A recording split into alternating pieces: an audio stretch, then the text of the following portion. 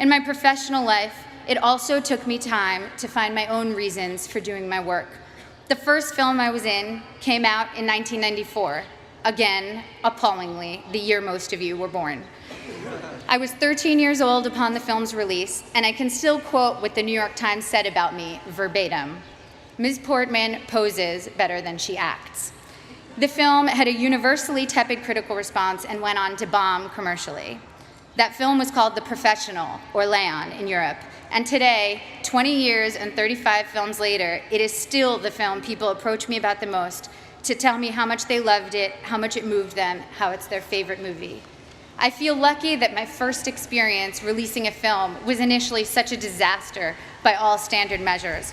I learned early that my meaning had to be from the experience of making the film and the possibility of connecting with individuals rather than the foremost trophies of my industry, financial and critical success. And also that those initial reactions could be false predictors of your work's ultimate legacy. I started choosing only jobs I was passionate about and from which I knew I could glean meaningful experiences. This thoroughly confused everyone around me, agents, producers, and audiences alike.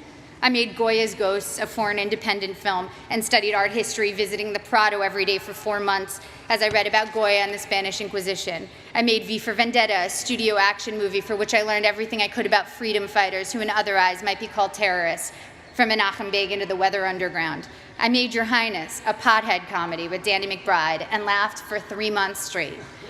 I was able to own my meaning and not have it be determined by box office receipts or prestige.